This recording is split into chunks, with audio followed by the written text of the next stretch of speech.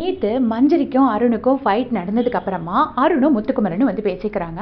அப்போ வெளியில் வரும்போதே முத்துக்குமரன் சொல்கிறாரு, நான் ஏன் உனக்கு சப்போர்ட் பண்ணலைன்னா மச்சி, நான் இங்கே சப்போர்ட் பண்ணுறதுக்காக வரல, நான் வந்து கேம் ஆடுறதுக்கு வந்திருக்கேன். நான் முத்துக்குமரனுக்கும் நான் வந்து அருணுக்கும் சப்போர்ட் பண்ண முடியாது, மஞ்சரிக்கும் சப்போர்ட் பண்ண முடியாது. சரியான செருப்படி நம்ம அருணுக்கு. ஏன்னா முன்னாடி தயிர் விஷயத்தில் சப்போர்ட் பண்ணும்போது நான் எனக்காக பேசிக்கிறேன், நீ எனக்காக பேச வேணாம்னு சொன்னார்.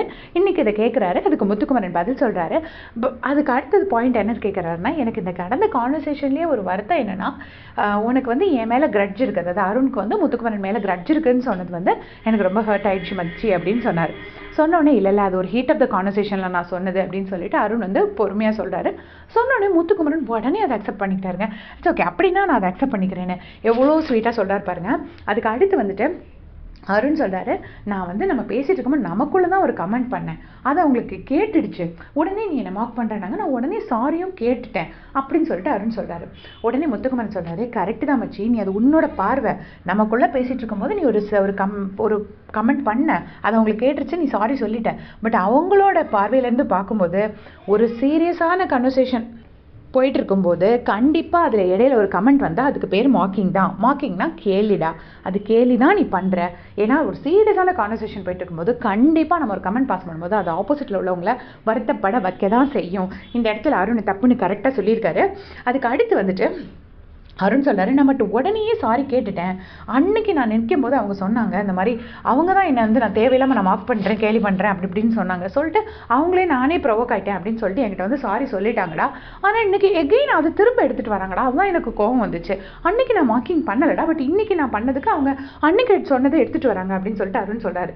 உடனே அதுக்கு முத்துக்குமரன் சொல்கிறாரு, அன்றைக்கி நீ ஒரு தப்பு பண்ணியா, அந்த தப்பு நீ அன்றைக்கி ஒன்று பண்ணின, அந்த இடத்துல மஞ்சரி பண்ணது தான் தப்பு. ஸோ மஞ்சரி தப்பு பண்ணதை வந்துட்டு அவங்க அக்செப்ட் பண்ணி சாரி கேட்டுட்டு போயாச்சு, அது முடிஞ்சு போச்சு.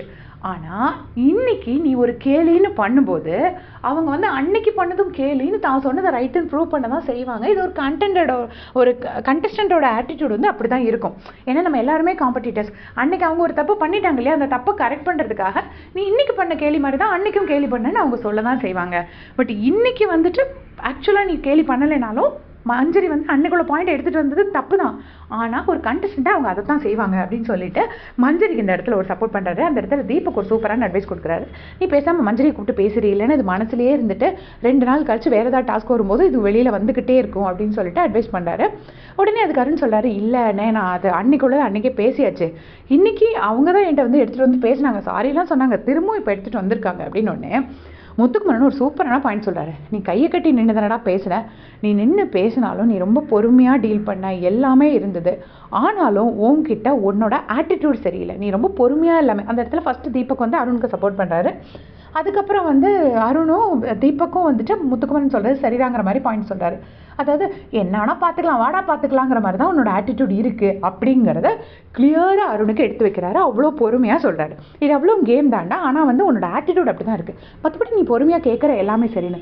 ஸோ கடைசி வரைக்கும் அந்த ரூமுக்குள்ளே போய்ட்டு டிஸ்கஷன் வரும்போது கூட அவர் என்ன சொல்கிறாருன்னா, மஞ்சரி பண்ணது தப்புன்னு அவங்க ஒத்துக்கிறாங்கன்னா நீ பண்ணது தப்பு, நீ ஏன் ஒத்துக்க மாட்டேங்கிற அப்படின்னு சொல்லிட்டு அருண் கிட்ட கேட்குறாரு. ஸோ இந்த இடத்துல அவர் அருணுக்கும் ஃப்ரெண்டாகவும் நடந்துக்கிட்டாரு, மஞ்சரிக்கும் ஃப்ரெண்டாக நடந்துக்கிட்டாரு.